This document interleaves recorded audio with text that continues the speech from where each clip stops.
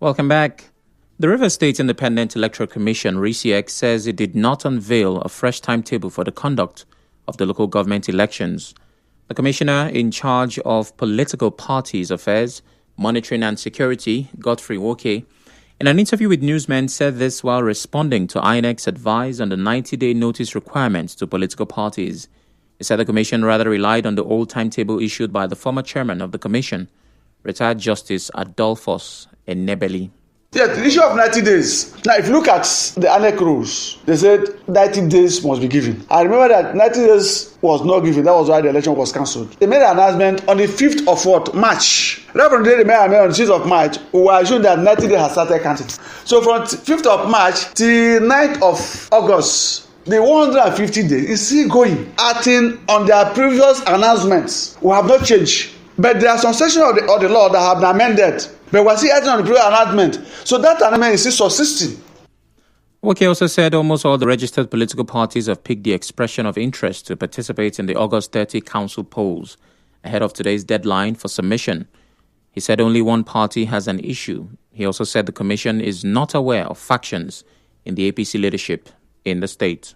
All the parties have already complied in terms of issue of expression of interest form. It's only one party or two parties that have conflict of interest. About two persons claiming to be the party chairman, and we're saying no, I cannot issue form to two party persons. So this after I told them that they should go home to agree who is the party chairman and come back to me for any of interest form to be given. But if not, I will not be a problem where double forms will be given to one particular parties. And I say I'm going to make contact with the national body. It's only one person that represents APC, no other person. So, but if there's any contract to that, I'm not aware of that. In the same vein, the RISIEC Commissioner in charge of Administration and Legal Matters, Professor Chidi Halliday, explained that the commission relied on all relevant laws before continuing from where the dissolved 6th Commission started. The 5th of March notice was given as a validly constituted RISIEC, and what they gave was 150 dates. And that date, that notice, has not been suspended by any court, has not been set aside by any court. What we are working on is the notice that had already been given to the political parties, to the stakeholders. Notice was given on 5th of March. The election is to be on the 9th of August. There is nobody that has come in the plane to suspend the 9th of August election. In the meantime, the secretary to the Inter-Party Advisory Council, Benjamin Ogbobola, in an interview with correspondent Soibi Ruwari, confirmed that the parties have expressed interest in participating in the August 30 council polls in the state. We try to see that the commission on Monday brought their revised timetable for local government election. And today, you can see I've picked my expression of interest to contest the election.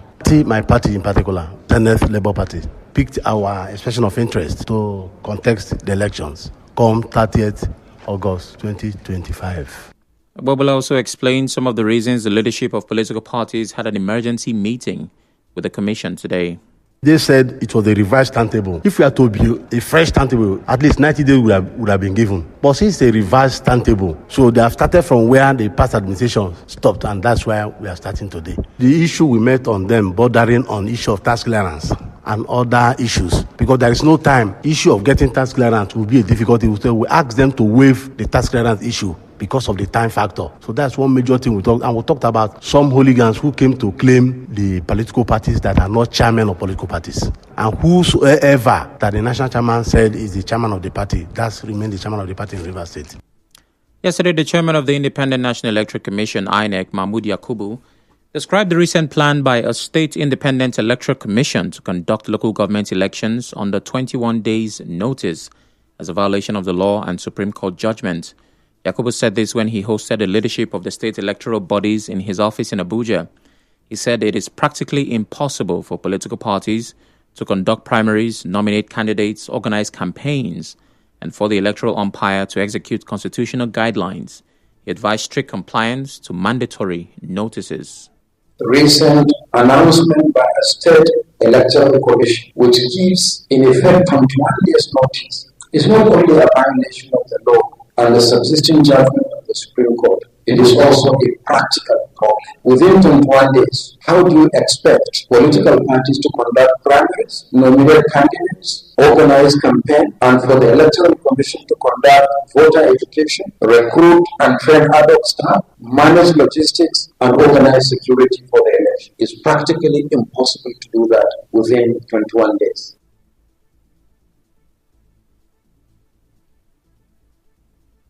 It is not clear if INEC chairman was referring to the River State Independent Electoral Commission, RISIEC, which just announced 30th of August as the new date to conduct local government elections in the state, following an earlier postponement from August 9 due to state of emergency. As of today, River State is the only state that has announced the conduct of local government elections. In the meantime, a legal practitioner, Damzi Ekulo, says local government elections can only be seen as free, fair, and credible if state independent electoral commissions are stripped of the power to conduct them.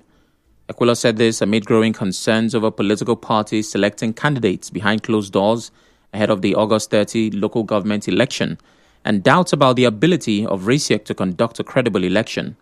In an interview with correspondent Emeka Otuka, he called for electoral reforms to empower the Independent National Electoral Commission, INEC, to take over the conduct of local government elections across the country. He said state governors currently wield excessive influence over the process, making it difficult to achieve credible elections at the grassroots level.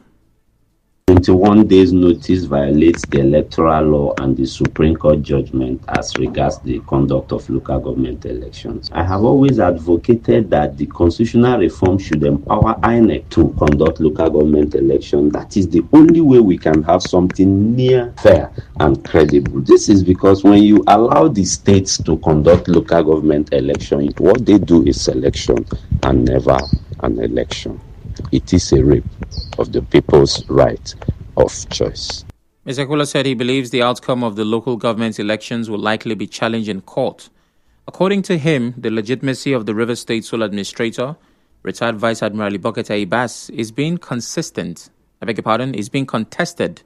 in court, and the judgment against him could lead to the cancellation of the entire election process. Considering the suit before the Supreme Court, which borders on legality or otherwise of the sole administrator, I think the proper thing within the law would be that the Supreme Court finishes with that judgment before the local government election can be held. This is simply because it's in shadows whether or not the SOLAT can appoint the members of RISEC and also go ahead and conduct an election. The proper thing would be the governor of the state conducting that election. Because if the judgment in the Supreme Court goes against the SOLAT, it means it will affect the entire process of RISEC. In the same vein, former spokesperson of the Rivers Civil Society Organizations, Solomon Lenu, says the country risks continued democratic decadence if the electoral process at the local government level is not strengthened. Lenu was speaking on Nigeria Info FM's Morning Crossfire, following rumors on social media suggesting that candidates for various local government areas have already been selected ahead of the time. Of course, we've seen pictures, flying around. And also, too, from those names, of course, we are going to have local government chairmen, we like it or we don't. Of course, it has been the tradition. And although it is not right, but that is what it is. That is, the position of things to our electoral process, the same thing we saw the last time. The former Reef School spokesperson urged the state government to push for electoral reforms and institutions that will not always be characterized by court processes. Moving forward, we should also be able to recognize the fact that people are making progress in other places around us and we have not. We should begin to think of how we can put our acts together and then strengthen our institutions, strengthen the democratic process so that we can actually have a system that will be less, challenged, in the future. But as for today, of course, going by what it is, I don't think that anything can change what has been set in motion because, of course, the power that be had already, returned back to take back the structure. Still to come, UBTH management activates response protocol as nurses down tools. Stay tuned.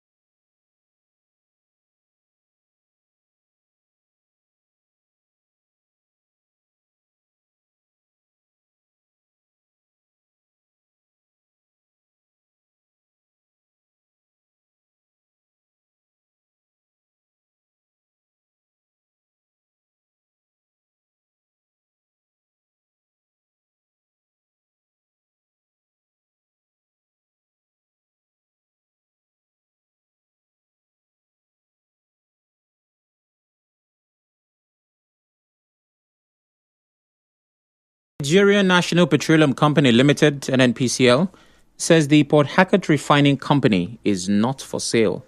The Group Chief Executive Officer of NNPC Limited, Bashir Ojulari, announced this during a town hall on Tuesday at the NNPCL Towers, Abuja. He reaffirmed the commitment of NNPCL to completing high-grade rehabilitation and retention of the plant. He stated that the position was not a shift, but rather informed by ongoing detailed technical and financial reviews of the Port Harcourt, Kaduna, and Warri refineries. Away from that, nurses and midwives in the University of Port Harcourt Teaching Hospital have joined the 7-day nationwide strike by the National Association of Nigerian Nurses and Midwives. The nurses began the warning strike today despite appeals by the federal government. Speaking with correspondent Martha Okere, the chairman of the association at UPTH, Madonna Wichendu, said the strike may affect patients on admission and others may be transferred to private hospitals. Wichendu said they did not bargain for the strike and called on the government to be sensitive to the plight of health workers. They are self-centered. They do not prioritize things, especially health. Just imagine what played out a few hours ago. Yes, our female footballers made the country proud, but we never knew that kind of money is in this country. Meanwhile, the people within and around them are dying, even with adult malnutrition. The government should ensure they prioritize health. They prioritize the life of the common man. That was why they were voted into power, or why some of them took the power by force. Those that are working should have something close to living wages or proper living wages.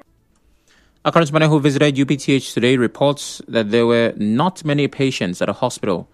They also justified the strike by the nurses and called on the government to give in to their demands. I don't like it because when somebody has problem, they will say the nurse is on strike. It's not good.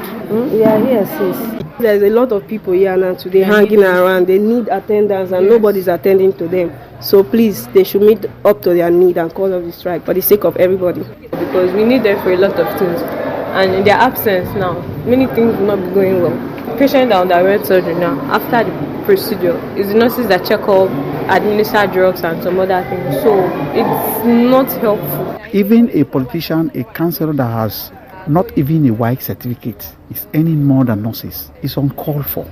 It's very unusual. So we should think of how to balance the society, balance the system. So it's justifiable that they should go on strike, although I don't know the demands. But I think government should be able to meet up their demand. Responding, the chairman, Medical Advisory Committee, UPTH, Datonye Alasia, said the nurses' strike will affect the scope of services the hospital can offer, but a strike response protocol has been activated. Today, the first step we have taken is to ensure that, in spite of the strike, the nursing administrators are available to ensure that they ensure proper handover of patients, access to facilities and all that. And then we can now do what we call shifting some responsibilities from one group of staff to the other to try to mitigate. And of course, we do feel that we cannot cope. We can transit those patients to other facilities where nurses are available. Those that we can cope with, we also keep them. So it's something that we manage. As you may know, the nurses' demands include the upward review of shift allowance, adjustment of uniform allowance, implementation of a separate salary structure for nurses, increased court duty allowance, mass employment of nurses, and the creation of a dedicated nursing department in the Federal Ministry of Health. In another development, some civil society groups in Rivers State are asking parents and guardians to be watchful and protect their children during long school holiday. They made the appeal during a joint sensitization campaign at the Oroworokwo Community Market as World Max Day Against Human Trafficking and Gender-Based Violence.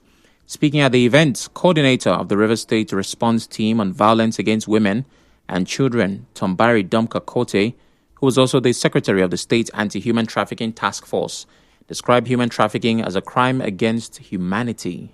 This year we've chosen to take the campaign to the markets and public schools because we've come to find out that these are places where women, children, and even adolescents get exposed to possible traffickers. There is a need for everyone, irrespective of your type of business, where you are, to put eyes on your children and to make sure that you put everything together and join in the fight against human trafficking. trafficking and gender-based violence in Rivers State. These are all crimes against humanity.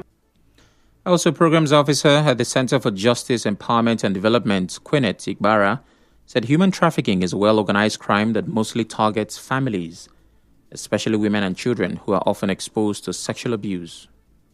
A lot of individuals has been exploited, especially the vulnerable ones, which are the children and the women, the men also. And we're saying no to any form of violence, any form of exploitation, such as sexual exploitation, where young girls are being exploited, forced into prostitution, where children are being forced into hard labor. So we're saying no to any form of exploitation, organ trafficking, and domestic exploitation, where women are being exploited, forced into labor and exploited in their home. This year's theme for World Day Against Human Trafficking is organized crime, end the exploitation. Away from that, Senya Lulu Briggs, the wife of the late Obi Lulu Briggs, is asking the High Court of Rivers State to take over a case currently before the Degema Customary Court, arguing that the Customary Court lacks the jurisdiction to hear the matter. The case was filed by Senibor and Dumo Lulu Briggs, children of the late Obi Lulu Briggs, who are seeking to prevent Mrs. Lulu Briggs from inheriting their father's property or continuing to bear his name. Their petition is based on allegations that she failed to mourn her husband properly or sit beside the corpse during the burial. When the matter came up at the Customary Court, the court directed that the claimants at the Customary Court to file their response to the affidavit after adjourning the matter to 18th August to consider their response and rule. Anthony Eyinda, the lawyer to Mrs. Senya Obi Lulu Briggs, spoke shortly after the court proceedings. Even though the judge asked the other counsel to do his response to the affidavit of fact which we filed, we have disclosed to the court that the subject matter is before superior courts. And legally speaking, it's not supposed to proceed. But the lawyer said that they were just served and that they needed to look at it and make response to the affidavit. So that will guide the court on the decision to take, because we have urged the court to suspend the proceedings until the superior courts decide otherwise. Meanwhile, female lawyers in Rivers State who went in solidarity with Mrs. Obi Lulu Briggs said it is sad that widows in the state still face traditional harmful practices after the loss of their husbands. The immediate past coordinator of African Women Lawyers, AULA, in Rivers State, Dr. Hilda Desmond, spoke. Came to this court today, not for any other reason, but to stand with one of the widows, Dr. Senya Lulu Briggs, who has faced what I would call not just dehumanizing traditional practices, but barrage of harassment, intimidation, and violation of her rights, fundamental human rights, of freedom of conscience, religion, movement, just because she has lost her husband. That is why. In fact, this case today is about, if I will say, about the 35th case, bordering on the same issues. Also, the chairperson of FIDA in the state, Tamino Ibuemi Life George, and coordinator of African Women Lawyers in Rivers State, Gloria Ohia, also spoke. The court have also adjourned the matter today for ruling on the next adjourned date on the Saturday. We're going to hear upon what grounds, such a tradition will exist. Now, speaking as chairperson of FIDA Rivers State, I want to say that this is an harassment too many for widows and widowers in Rivers State. What do we mean? When a man dies, a woman should be allowed to mourn in peace. And so as African Women Lawyers, we're here to support a woman. We're here to say that we stand against any harmful practice or dehumanizing practice against a woman, where a woman will be said to, in quotes, be disinherited from her late husband's estate because she didn't sit by his corpse. On the international scene, the Hamas-run health ministry in Gaza says in the last 24 hours, more than 100 people have been killed in Gaza and 7 more have died from malnutrition. Hospital sources say also 6 Palestinians have been killed near a Gaza Humanitarian Foundation aid distribution center. The Israeli military disputes the death, saying a gathering of suspects who it said pose a threat were told to move away from the site. On the news this evening, you heard RISIEC says the August 30 local government election schedule is based on a previous timetable. INEC chairman has warned state electoral commissions against violating 90-day election notice rule. The rumored pre-selection of candidates for Rivers Council polls is stirring concerns. UBTH management has activated its response protocol as nurses down tools. And on the foreign scene, 7 more malnutrition deaths have been reported in Gaza. The news was edited by Martha Okere. To reach the news team, send an SMS or WhatsApp to 0808 721 7215. I'm Sam Chinedu. Thanks for listening.